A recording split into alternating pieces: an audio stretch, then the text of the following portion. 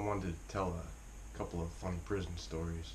These are funny to me and other guys that I know, but I wanted to start with the one that was mentioned on the Kimberly and Beck show, where Kimberly said that I had written about shoving Jolly Ranchers up my rear end, which isn't actually what the story was.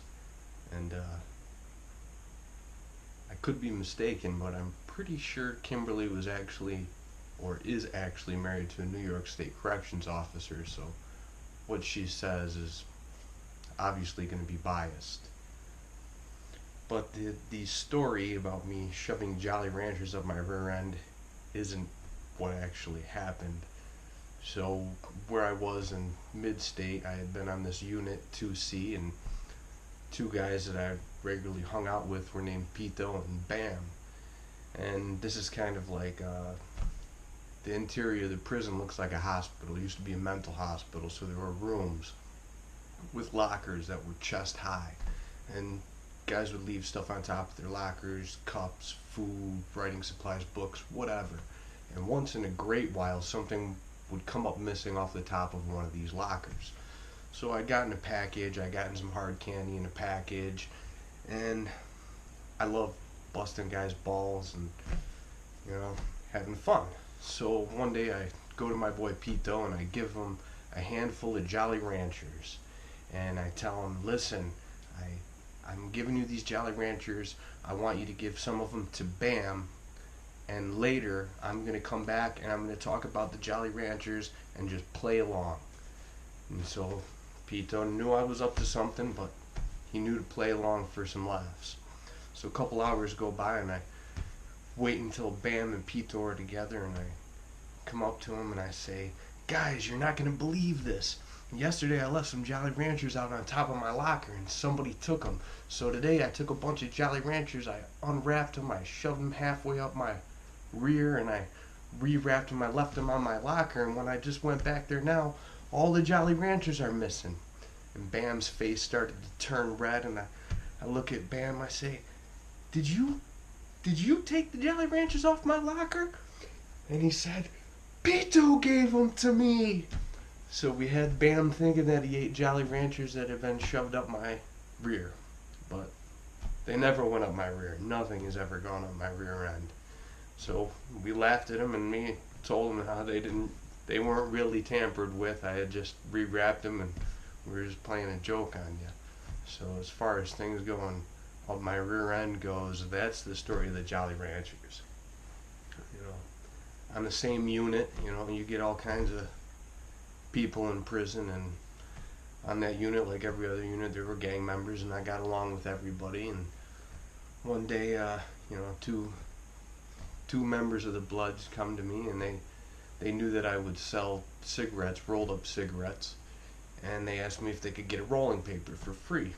And I don't give up anything for free, and I said to them, what am I going to get out of this? And they said, oh, well, what do you want? I said, you know what I want?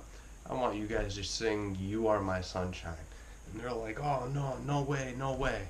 I said, well, you guys want a rolling paper so you can roll some stuff up and get high, so I want to hear You Are My Sunshine.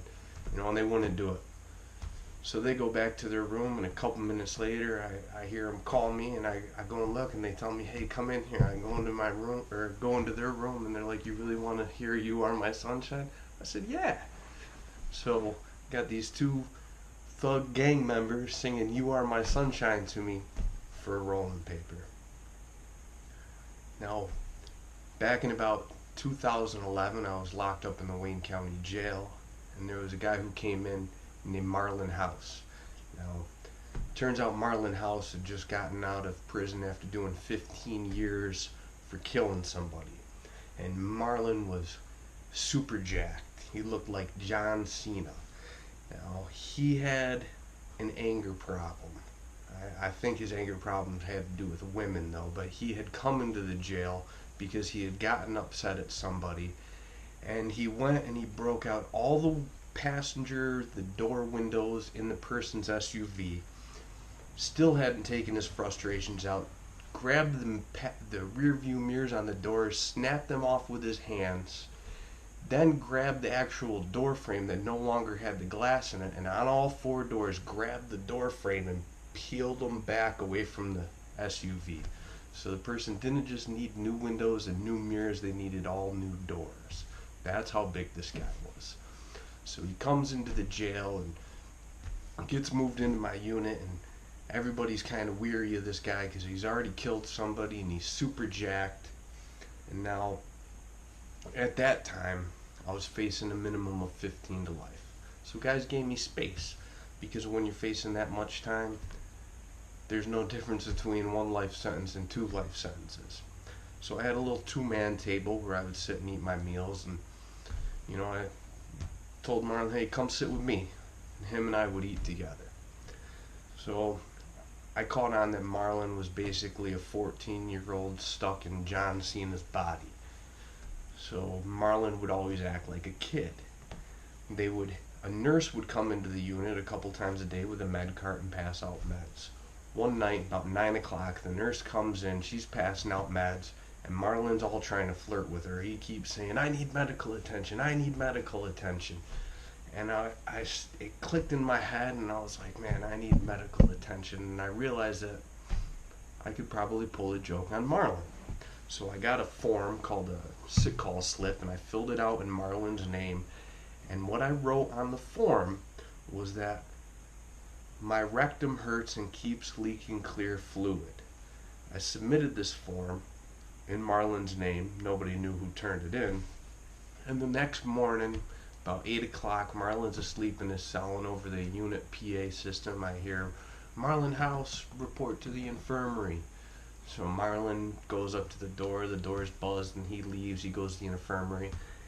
He comes back, 5-10 minutes later, throwing a fit. He's freaking pissed, screaming, yelling, somebody wrote a sick call slip saying I'm leaking clear fluid out my rectum. Man, you guys are in trouble if I find out who did this. So it's first thing in the morning. Lunchtime, we sit down together to eat, and Marlon looks at me and he shakes his head and he says, I know that was you that did that to me. Nobody else could come up with something like that. And then he started laughing about it. Also at that time in the Wayne County Jail, a guy named Tom had gotten moved into the cell next to me. And he knew that I knew some stuff about the law and legal work, so he had showed me his paperwork. And it turned out he was in jail for assaulting his girlfriend. In his paperwork, it had a statement from his girlfriend where she said they were having an argument, and the last thing she remembered was he swung a metallic battery-operated sex toy at her face, and she blacked out, woke up hours later with her face in pain and swollen, and she reported to the hospital and found out her cheekbone was fractured. So I thought, hey man, this guy's a woman beater. I'm gonna bust this guy's balls. So I started playing pranks on him. At breakfast, they would give us these clear containers of juice. Now these containers kind of look like Mott's applesauce containers. They're clear. They have a lip around them. And if you peeled the foil off and went to the stainless steel toilet in a person's cell and you put it down in the drain hole of the toilet, the lip would basically seal the toilet so that it was plugged, and you couldn't see that these juice cups were in there. I don't remember how I figured this out. It's not something that's commonly known. So I took one of these juice cups one day and I dropped it in his toilet, grabbed a piece of cardboard, pushed it down into the drain hole, and plugged his toilet. It looked like it wasn't plugged, but it was. So later that night, we lock in, and Tom goes to use his toilet. I hear him complaining that his toilet is plugged up. Oh man, and when the CO comes around, he asks for a plunger, and he's in there plunging away at his toilet until finally he says, oh man, who dropped a juice cup in my toilet? So that night, that's how I got him.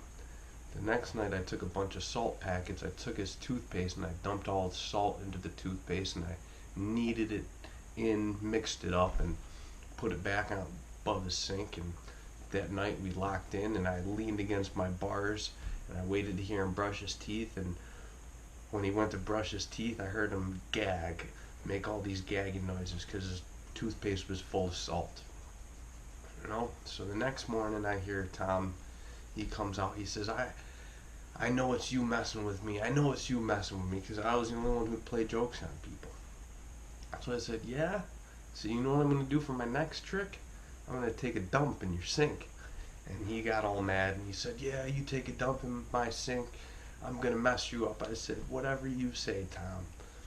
So I waited for commissary to come, and I took a Little Debbie fudge round. It's like a round chocolate cookie, and it's got these light brown swirls on the top. And I realized that if you folded the cookie in on itself and pinched the ends, it looked exactly like a turd. So I made this fake turd from a fudge round, and I had also gotten a Snickers bar. Now Snickers have crushed up peanuts in them, so I took a few pieces of the peanut out of the Snickers bar and I pushed it into the fudge round. Then right before lock-in time, I went into Tom's cell and I put the fake turd in the corner of his sink, so it looked like I had gone in his cell and cocked my leg up over his sink and took a dump in his sink. Now then they go in, right before lock-in time, I hear Tom go into his cell, and then all of a sudden I hear, oh my God, oh my God, no you didn't, no you didn't. And he comes over to my cell and he's saying that, I gotta go in his cell and get my turd out of his sink or he's gonna press a panic button. He keeps saying, I'm not locking in with that thing, I'm gonna press a panic button. Now here's a guy who earlier, a couple days before, said that if I took a dump in this sink, he was gonna mess me up. And then when he's actually thinking that I did in fact do it, he's saying he's gonna press the panic button so all the COs will come so he can tell on me. Now he's making a scene, and a bunch of guys start coming and looking to see what the hell is going on. Why is this guy screaming and yelling, talking about pushing the panic button? And there had been a couple guys that I told what I was gonna do, that I was setting Tom up. Now two of these guys come up the stairs, and one of them's this big black guy, D. And so everybody's asking what's going on, and Tom's saying, he took a dump in my sink. He took a dump in my sink and he won't get it out. So I'm like, yeah, I'm not getting it out. So D tells Tom, hey, you pay me, I'll get that out of your sink. So Tom pays him. D goes, gets some toilet paper, picks the turd up from the sink, looks Tom right in the face and sniffs it. And Tom's like, ah, ah. His face turning red, he's screaming. And my boy Mike comes up and he takes the turd from D and he looks Tom right in the face and takes a bite out of it. And Tom's like, oh my God! And everybody breaks out laughing at him, and it finally clicks in Tom's head that it wasn't a real turd. So had this guy thinking that I really took a dump in his sink, and he basically paid somebody to take a cookie out of his sink. Got him.